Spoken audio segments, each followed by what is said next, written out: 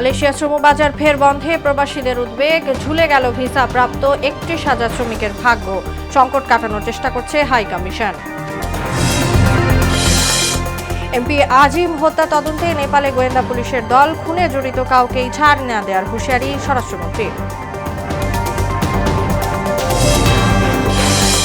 অবশেষে রেল নেটওয়ার্কে যুক্ত হলো মোংলা বন্দর, গতি আসবে যোগাযোগ সহ ব্যবসা বাণিজ্যে, সরকারকে কৃতজ্ঞতা সাধারণ মানুষের।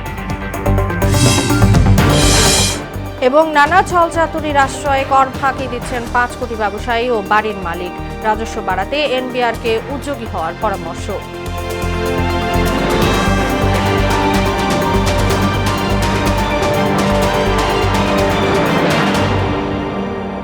আসসালামু আলাইকুম, সবাইকে মোহনা সংবাদে স্বাগত। শুনছিলেন শিরোনাম, সঙ্গে আছে তাসনুবা বিনতে তাহের। এবার বিস্তারিত। আবারও বন্ধ হয়ে গেল মালয়েশিয়ার শ্রমবাজার। এতে বিপদে পড়েছেন অন্তত ৩১,০০০ মানুষ। নির্ধারিত ফির কয়েক গুণ বেশি টাকা খরচ করেও স্বপ্নের দেশে যেতে না পারা শুক্রবার শাহজালাল আন্তর্জাতিক বিমানবন্দরে বিক্ষোভ করেন অনেকেই। ভিসা পেয়েও যারা মালয়েশিয়া যেতে পারছেন না, তাদের দ্রুত নেয়ার ব্যাপারে চেষ্টা চলছে বলে জানান হাই কমিশনার শামীম আহসান। এমদাদুল হক খানের রিপোর্ট। সংসারের সচ্ছলতা ফেরাতে ভিটি মাঠে বিক্রি করে স্বপ্নের দেশ মালয়েশিয়া যেতে লাখ লাখ টাকা দালালের হাতে তুলে দিলেও রিক্রুটিং এজেন্সির অবহেলায় তাদের সব স্বপ্ন দুঃস্বপ্নে পরিণত হয়েছে। অনিশ্চয়তায় পড়েছে মালয়েশিয়ায় গমনের চোখ ৩১,০০০ শ্রমিক। ভিসা পেলেও মালয়েশিয়া সরকারের বেঁধে দেওয়া সময়সীমার মধ্যে পৌঁছতে না পারায় আটকে যাচ্ছে তাদের স্বপ্নের দেশে যাওয়া। চোখে মুখে হতাশা নিয়ে বিমানবন্দরের বারান্দায় বসে আছে কেউ কেউ। আমি ৩ দিন হচ্ছে, টাকা পয়সা দিলাম, সব দিয়ে দিল, বললো টিকিট আগে রাতে যাবে ১ ঘন্টা পর। ১ ঘন্টা পর দিন কালকে বৈকাল ৫টার দিকে টিকিট দিছে, বললো ১২টা ১৫ ফ্লাইট। মাল বুকিংয়ে গেলাম, মালয়েশিয়া যাও বললি, বুঝছেন, টিকিট পাসপোর্ট সব দিলাম, দিয়ে বললো নতুন ভিসাই হবে না, আমাকে বার করে দিল। আজকে ফ্লাইট 10:50, এটা তো যাইতে পারছে না। পরিস্থিতি পর্যবেক্ষণে শুক্রবার রাতে কুয়ালালামপুর বিমানবন্দর পরিদর্শন করেন মালয়েশিয়ায় নিযুক্ত বাংলাদেশের হাই কমিশনার মোহাম্মদ শামীম আহসান। রাতভর বিমানবন্দরে তিনি অবস্থান করেন এবং সেখানকার পরিস্থিতি পর্যবেক্ষণ করেন। এ সময় তিনি বলেন, ভিসা ইস্যু হওয়া শ্রমিকদের জটিলতা নিরসনে চেষ্টা চলছে। মালয়েশিয়ান কর্তৃপক্ষের সাথে কূটনৈতিক এবং সব ধরনের যোগাযোগ ছিল, আছে, থাকবে, যেন আমাদের কর্মীরা যারা এসেছেন এবং আজকের মধ্যে যারা আসবেন তারা যেন যে কাজের নিশ্চয়তা পান এবং তাদের যে প্রাপ্য সুবিধা আছে সেটি নিশ্চিত পান। তিনি বলেন, ৫,২৭,০০০-এরও বেশি ডিমান্ড লেটার সত্যায়ন করেছে হাইকমিশন। এ পর্যন্ত ৪,৭২,০০০-এর বেশি কর্মী মালয়েশিয়াতে এসেছে। সেকশন 2 এর আওতায় অনেক প্রবাসী বাংলাদেশি উপকৃত হয়েছে এবং উল্লেখযোগ্য সংখ্যক ১ লক্ষেরও বেশি প্রবাসী বাংলাদেশি উপকৃত হয়েছেন এবং আমাদের মালয়েশিয়ান কর্তৃপক্ষের সাথে যোগাযোগটি অব্যাহত আছে। মালয়েশিয়া সরকার গত মার্চের ঘোষণা অনুযায়ী ৩১ মে অর্থাৎ শুক্রবারের পর আর কোনো নতুন বিদেশি শ্রমিক দেশটিতে ঢুকতে পারবে না। সময়সীমার কারণে হঠাৎ চাহিদা বেড়ে যাওয়ায় এয়ারলাইন্স কোম্পানিগুলো শুক্রবার পর্যন্ত পরিচালনা করে বিশেষ ফ্লাইট। এমদাদুল হক খান, মোহনা সংবাদ, ঢাকা। ঝিনাইদহের এমপি আনোয়ারুল আজিম হত্যাকাণ্ড তদন্তে নেপালে গেছে গোয়েন্দা পুলিশের একটি দল। হত্যায় জড়িত আসামিরা নেপালে লুকিয়ে থাকতে পারেন বলে ঢাকা ছাড়ার আগে সাংবাদিকদের জানান ডিবি প্রধান হারুনুর রশিদ। এদিকে স্বরাষ্ট্রমন্ত্রী আসাদুজ্জামান খান কামাল জানালেন, এমপি আজিম হত্যায় জড়িত কাউকেই ছাড় দেওয়া হবে না, প্রত্যেককে শাস্তির আওতায় আনা হবে। শামীউজ্জামান চৌধুরীর রিপোর্ট। ঝিনাইদহ ৪ আসনের সংসদ সদস্য আনোয়ারুল আজিম খুনের ঘটনা তদন্তে গোয়েন্দা পুলিশ প্রধান হারুনুর রশিদের নেতৃত্বে নেপাল গেছে ৪ সদস্যের একটি দল। ঢাকা ছাড়ার আগে হযরত শাহজালাল আন্তর্জাতিক বিমানবন্দরে ডিবি প্রধান জানান, হত্যার মূল পরিকল্পনাকারী আখতারুজ্জামান শাহিনের সহযোগী সিয়াম নেপালে গ্রেপ্তার হয়েছে। হত্যায় জড়িত অন্যান্য আসামিও নেপালে থাকতে পারে বলেও জানান তিনি। আমরা তদন্তের কাজেই মূলত আমরা কাঠমান্ডু যাচ্ছি, সেখানে আমাদের ওই নেপালের পুলিশের সাথে আমাদের ইন্টারাকশন এবং তদন্ত কাজে সহযোগিতা আমরা চাই। কাঠমান্ডুকে তারা রোড হিসাবে ব্যবহার করে সেখানে থাকে।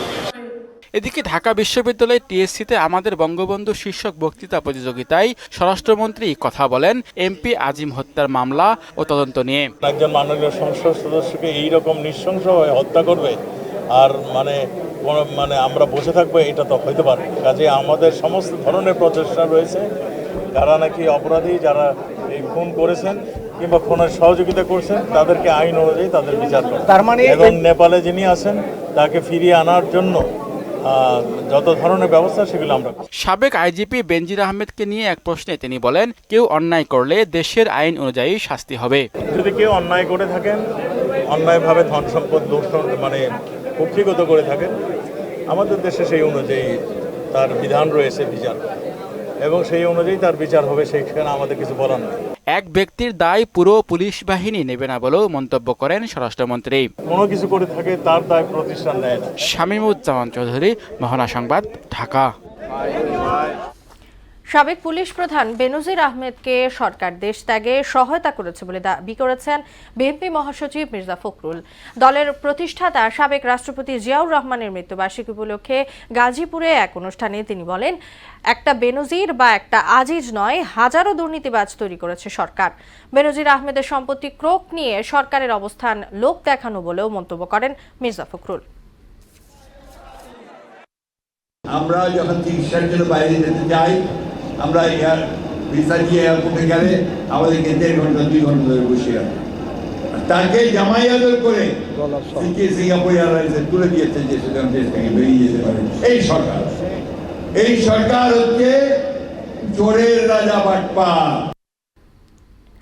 জলবায়ু পরিবর্তনের প্রভাব বাংলাদেশের টেকসই উন্নয়ন লক্ষ্যমাত্রাকে কঠিন করে তুলছে বলে জানালেন পরিবেশ, বন ও জলবায়ু পরিবর্তন মন্ত্রী সাবের হোসেন চৌধুরী। সংকট সমাধানে উন্নত দেশগুলোকে কার্যকর ভূমিকা রাখার তাগিদ দিয়েছেন তিনি। আর বিশেষজ্ঞরা বলেন, পরিবেশের স্বার্থে নবায়নযোগ্য জ্বালানিতে গুরুত্ব দিতে হবে। নাসিরউদ্দিনের রিপোর্ট।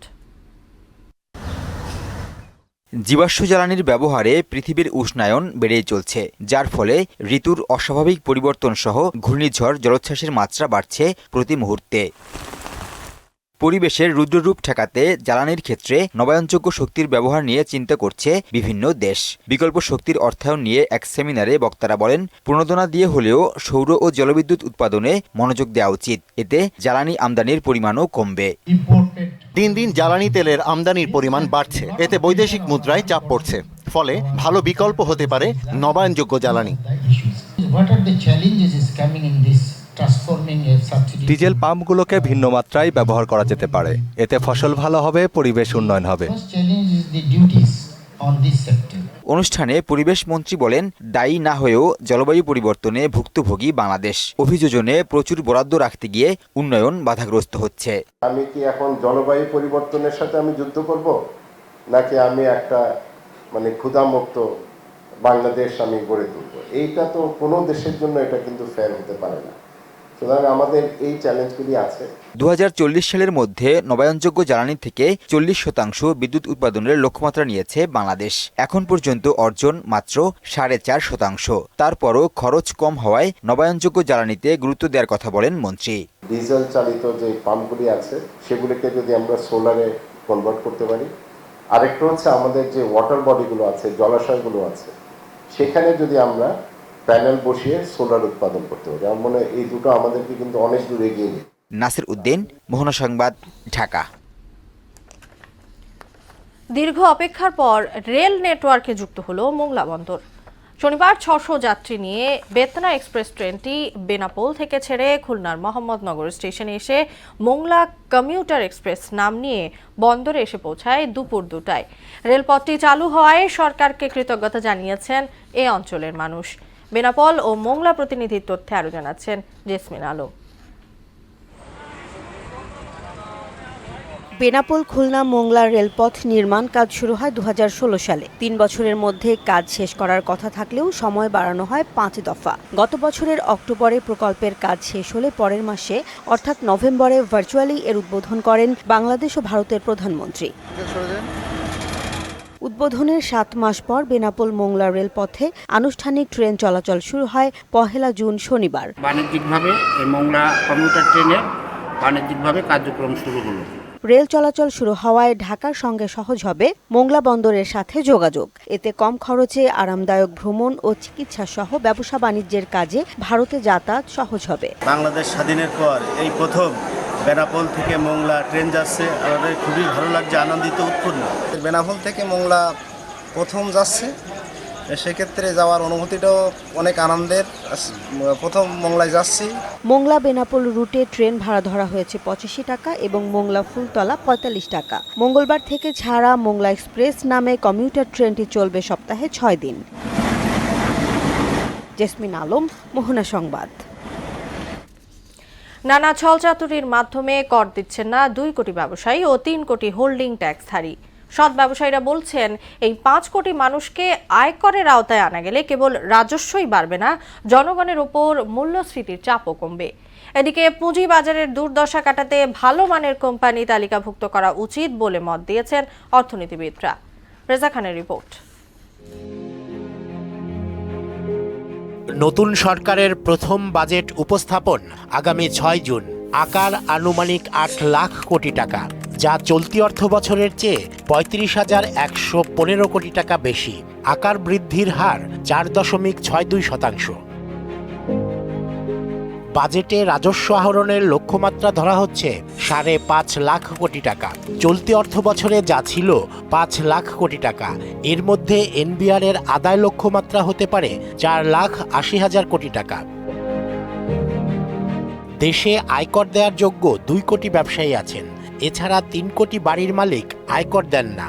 শুমারির মাধ্যমে চিহ্নিত করে এদের করের আওতায় আনা গেলে নিত্যপণ্যে কর ছাড়ের মাধ্যমে মূল্যস্ফীতি কমানো সম্ভব। দেশে 4 কোটি 4.5 কোটি ব্যবসায়ী রয়েছে।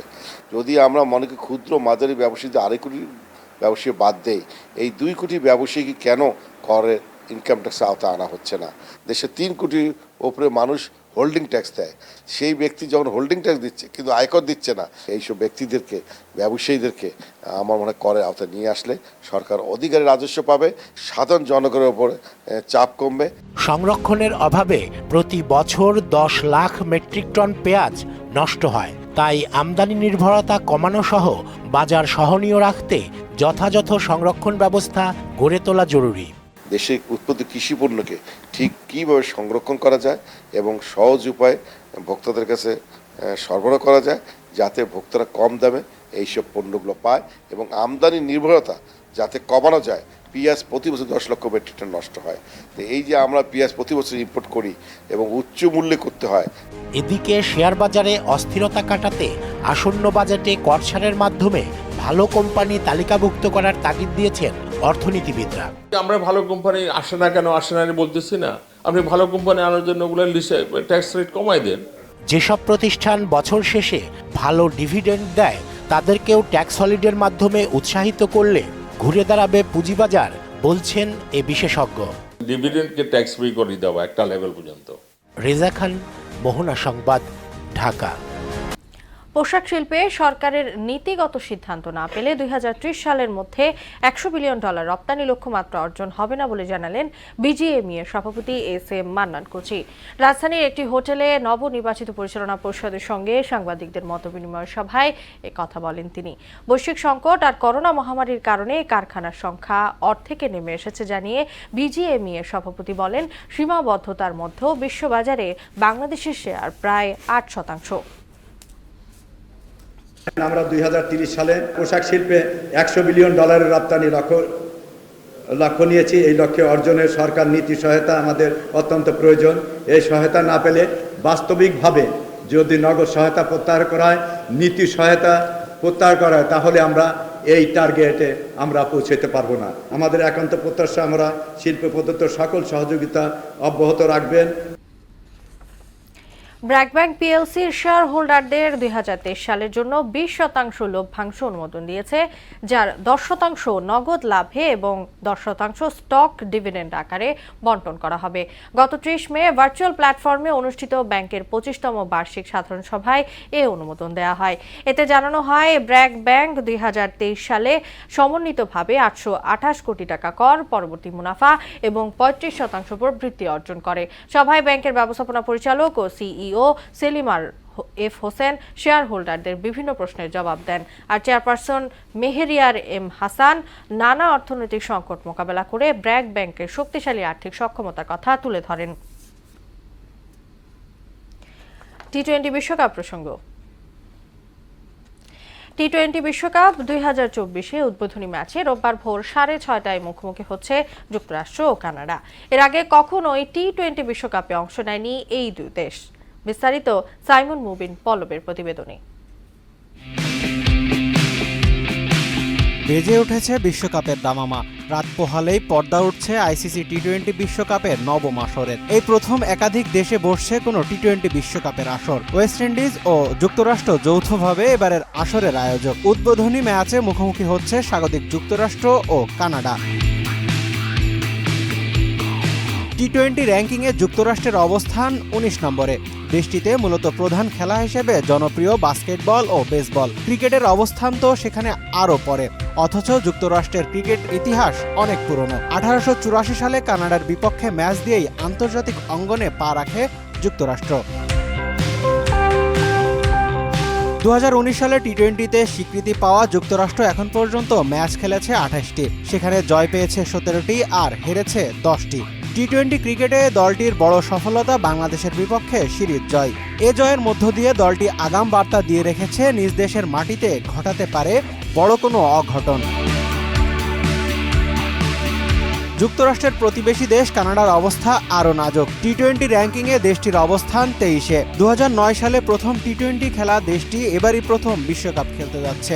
সর্বশেষ আইসিসি টুর্নামেন্টে দলটি অংশ নেয় 2011 ওয়ানডে বিশ্বকাপে।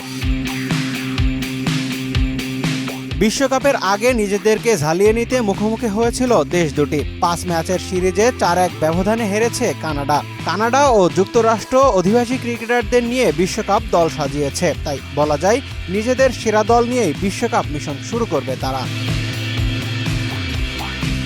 সাইমন মুবিন পল্লব, স্পোর্টস ডেস্ক, মোহনা সংবাদ। অন্য যে কোনো বারের চেয়ে 2024 সালে টি-20 বিশ্বকাপ অনন্য। এবারে অংশ নিচ্ছে 20টি দল। অন্য ফরম্যাটে বড় ছোট দলের ব্যাপার থাকলেও সংক্ষিপ্ত ওভারের এই খেলায় হতে পারে যে কোনো কিছু। এছাড়াও বিরল কিছু রেকর্ড হওয়ারও বিষয় রয়েছে এই আসরে। মুদাসির আলীর ডেস্ক রিপোর্ট। অন্য যে কোনো আসরের চেয়ে এবারে টি-20 বিশ্বকাপে অংশগ্রহণকারী দলের সংখ্যা বেশি। আইসিসির পূর্ণ সদস্য 12টি দেশের পাশাপাশি রয়েছে 8টি সহযোগী দেশ। এরা হলো যুক্তরাষ্ট্র, Canada, Scotland, Papua New Guinea, Oman, Nepal, Namibia ও উগান্ডা। সংখ্যা বেশি হওয়ায় অন্য আসরের তুলনায় নবম এই আসরে ম্যাচ সংখ্যাও যেমন বেশি, তার মোট রান সংখ্যাও হবে সবচেয়ে বেশি।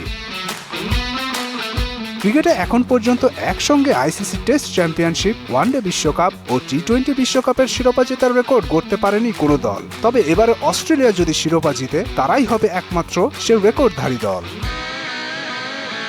টি-20 বিশ্বকাপের এক আসরে সবচেয়ে বেশি রান করার রেকর্ড বিরাট কোহলি। এবার তার সামনে হাতছানি দিচ্ছে আরেক রেকর্ড। আর 9টি 4 মারতে পারলেই বিশ্বকাপের সবচেয়ে বেশি 4 মারা শ্রীলঙ্কার প্রাক্তন ক্রিকেটার মাহেলা জয়াবর্ধনকে ছাড়িয়ে যেতে পারেন ভারতের কোহলি। জয়াবর্ধনের 4 সংখ্যা 111। এখন পর্যন্ত 23টি ক্যাচ নিয়ে সাবেক প্রোটিয়া ক্রিকেটার এবি ডিভিলিয়ার্স সবার উপরে থাকলেও 21টি ক্যাচ ধরে তারপরেই আছেন অস্ট্রেলিয়ার ডেভিড ওয়ার্নার। তার এই বিদায়ী বিশ্বকাপে আর 3টি ক্যাচ ধরতে পারলেই তাকে ছুঁতে পারবেন এবি ডিভিলিয়ার্সকে। এর বেশি হলে তাকে ছাড়িয়ে যাবেন ওয়ার্নার। টি-20 বিশ্বকাপে দ্রুততম সেঞ্চুরির কীর্তি ক্যারিবিয়ান কিংবদন্তি ক্রিস গেইলের দখলে। ক্যারিবিয়ান এই গ্রেড 2016 বিশ্বকাপে ইংল্যান্ডের বিপক্ষে 47 বলে সেঞ্চুরির দেখা পান। আর চলতি বছরের ফেব্রুয়ারিতে পুরুষদের আন্তর্জাতিক টি-20তে দ্রুততম সেঞ্চুরির নতুন রেকর্ড গড়েন নামিবিয়ার ইয়ান নিকল লফটি এডেন। নেপালের বিপক্ষে সেঞ্চুরি করেন মাত্র 33 বলে। যদিও তাকে বিশ্বকাপ স্কোয়ারে রাখেনি নামিবিয়া, তবে এই বিশ্বকাপে নতুন করে হতে পারে দ্রুততম সেঞ্চুরির রেকর্ড। মুদাসির আলী, মোহনা স্পোর্টস। শেষ করব মোহনা সংবাদ, যাওয়ার আগে শিরোনামগুলো জানিয়ে দিচ্ছি আরো।